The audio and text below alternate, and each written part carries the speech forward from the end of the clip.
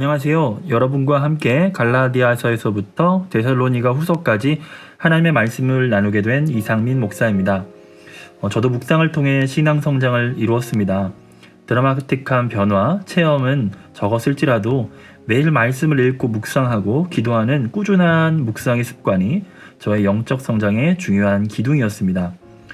매일 짧은 시간 묵상하는 것이 신앙 성장에 무슨 도움이 될지 의문을 갖는 분들도 있을 것입니다. 하지만 우리가 산 정상에 오르기 위해 한 걸음씩 걷다가 뒤를 돌아보았을 때 내가 언제 이렇게 많이 올라왔지? 라며 느꼈던 것처럼 매일 묵상하는 작은 습관들이 그리스도의 장성한 분량으로 우리를 이끌어 가실 것을 믿으시길 바랍니다.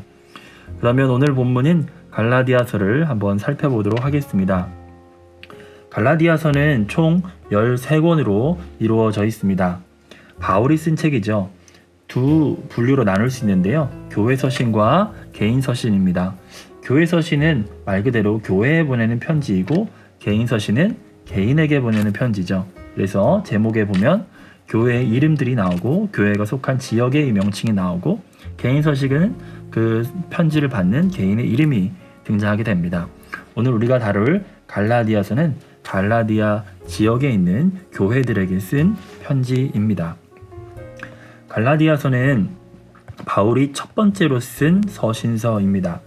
그래서 그 시기적으로 보면 바울이 갈라디아 지역을 첫 번째 1차 전도 여행을 마치고 수리아, 지금으로 말하면 시리아의 안디옥에 있을 때 갈라디아 지역에 있는 사람들에게 쓴 편지가 바로 갈라디아서입니다. 지역을 보면 바울이 1차 전도 여행 때 이쪽 지역을 이렇게 순회하면서 전도하고 다시 안디옥으로 돌아왔습니다.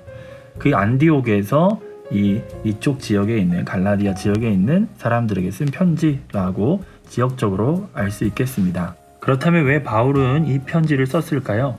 단순히 안부를 전하기 위함이었을까요? 그것은 1차 전도 여행을 통해 복음을 전했던 지역에 이 다른 복음을 전하는 자들로 인해 사람들이 복음에서 떠나고 있었기 때문입니다. 그 다른 복음은 유대주의자들이 복음의 유대인 율법을 지켜야 한다는 것을 가미했기 때문입니다. 예수 그리스도의 복음 이외에 다른 무엇인가가 더 필요하다고 얘기한 것이죠. 복음은 진공 상태와 같다고 팀 켈러 목사님이 설명합니다. 진공 상태에 약간의 공기가 들어갔다고 98%의 진공 상태라는 말은 진공 상태가 아니라는 것과 동일하다는 것이죠. 복음도 이와 같습니다. 예수님께서 행하신 것 외에 다른 것을 구원의 조건으로 삼는다면 그것은 더 이상 복음이 아닌 것입니다. 때문에 사도 바울은 갈라디아서 3장 1절에서 3절 그 중에서 너희가 성령을 받은 것이 율법의 행위로냐 혹은 듣고 믿음으로냐 라고 이렇게 책망했다는 것이죠. 갈라디아서의 핵심 요절은 갈라디아서 2장 16절이 되겠습니다.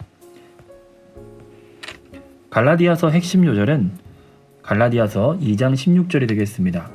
사람이 의롭게 되는 것은 율법의 행위로 말미암음이 아니요 오직 예수 그리스도를 믿음으로 말미암는 줄 알므로 우리도 그리스도 예수를 믿나니 이렇게 말씀하고 있죠. 여기서 그 유명한 이신득의라는 믿음으로써 의롭게 된다는 이 교리가 바로 정립된 것입니다. 갈라디아서의 구조를 보면 1장부터 2장까지는 사도 바울의 자신의 사도직을 변호하는 내용이 있고 3장부터 4장까지는 복음을 설명하는 내용, 5장부터 6장까지는 자유, 사랑, 성령에 대한 윤리적인 내용을 담고 있습니다. 1장부터 살펴보면 1장부터는 사도직을 변호한다고 했죠. 첫 번째 사도 바울은 갈라디아의 첫 번째 어조가 굉장히 논쟁적이라는 것을 알 수 있습니다. 바울의 다른 편지들을 보면 감사하고 축복하는 내용들이 있는데 갈라디아서는 그 부분이 매우 짧게, 인사는 매우 짧게 들어가고 빨리 본론으로 들어가는 것을 볼 수 있습니다. 여기서 바울이 얼마나 그 마음이 급했는지 바울의 심정을 알 수가 있겠죠. 유대주의자들은 바울이 자신을 셀프 사도라고 칭했던 것을 꼬투리 잡아서 사도직을 공격했습니다. 그런데 바울은 자신이 예수 그리스도의 계시로 이 복음을 받았다는 것을 더욱 강력하게 주장했습니다. 이방인들과 함께 식사하는 모습을 감추기 위해 이율배반적인 행동을 했던 베드로에게 자신이 책망을 했다고 말하고 있습니다. 사도 중에 사도였던 베드로였지만 그도 뿌리 깊은 율법주의에서 자유롭지 못했던 것을 보게 됩니다. 때문에 우리는 날마다 그리스도와 함께 죽었음을 믿음으로 선언해야 합니다. 무엇이 죽었습니까? 율법에 대하여 죽었습니다. 행위로 구원을 얻거나 우리 수준에 의해 구원을 얻는 것이 아니라 믿음의 대상 때문에 구원을 얻는다는 것을 여러분 믿으시기 바랍니다. 갈라디아서 3장과 4장은 복음을 설명하는 교리적인 내용으로 되어 있습니다. 갈라디아서의 별명은 작은 로마서라고 불릴 만큼 그 분량은 작지만 복음을 아주 풍성하게 담고 있다라고 설명하고 있죠.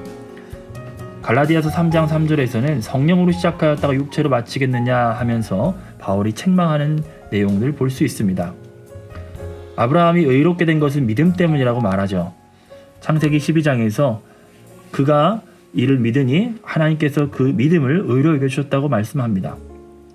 또 애굽 생활에서 430년 후에 생긴 율법이, 시내산에서 받은 율법이 그 믿음으로 받은 의의 약속을 폐기하지 못한다라고 설명하고 있죠.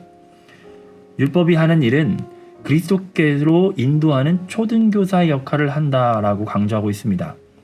더 이상 율법의 종이 아니라 이제는 초등교사 아래서 벗어나서 그리스도 안에서 자유를 얻었다라고 선포합니다. 그러면서 왜 너희들은 그리스도 안에서 얻은 자유를 왜 다시 율법의 종으로 돌아가려고 하느냐? 왜 율법의 종로로 타려고 하느냐? 라고 그렇게 책망하죠. 그리고 율법주의자들은 그리스도에게 복종하게 만드는 것이 아니라 그들 자신에게 열심을 내게 한다. 너희들 속지 말아라. 그러면서 사도 바울은 그들에 대한 사랑을 나타내고 있죠. 나의 자녀들아 라고 표현하면서 그리스도의 형상을 이루기까지 내가 너희들을 위해서 다시 해산하는 수고를 한다. 바울은 그들을 향한 책망을 쏟아내고 있지만 그 책망 안에는 사랑이 들어있었다는 것을 알 수 있습니다.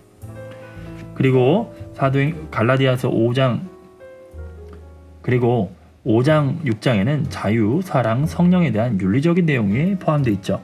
이것은 바울 서신의 특징이기도 합니다. 전반부에는 교리적인 내용을 다루고 후반부에는 윤리적인 내용을 다루면서 복음은 삶과 분리된 게 아니라 함께 가는 거다. 복음을 통과한 사람은 복음에 합당한 삶이 있어야 된다고 얘기하고 있는 것입니다. 그러면서 사랑으로서 역사하는 믿음이라는 것을 강조하고 있죠. 믿음이라는 것은 사랑을 통해서 나타내야 된다. 사랑을 통해서 표현돼야 된다. 라고 하면서 사랑을 강조하고 있는 것입니다.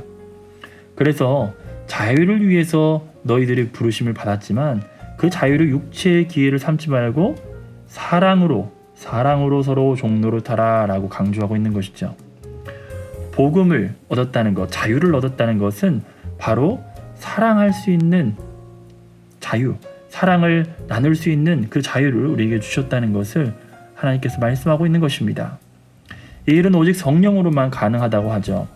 우리가 남을 용서하고 사랑할 수 있는 것은 바로 우리 안에 성령이 계실 때, 성령이 내 안에 충만할 때 예수의 사랑이 우리 가운데 나타날 수 있다는 것입니다.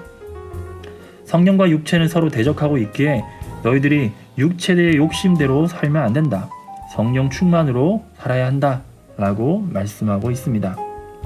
갈라디아서를 한마디로 요약하자면 뭘까요? 우리를 죄와 사망과 저주와 율법에서 자유롭게 하시는 예수님을 증거하고 있다라고 요약할 수 있겠습니다. 갈라디아서에서 성령 안에서 누리는 참된 자유를 맛보시고 이 자유를 통해서 주변의 많은 사람들을 사랑하고 또 품어 안는 여러분들이 되시기를 축복합니다.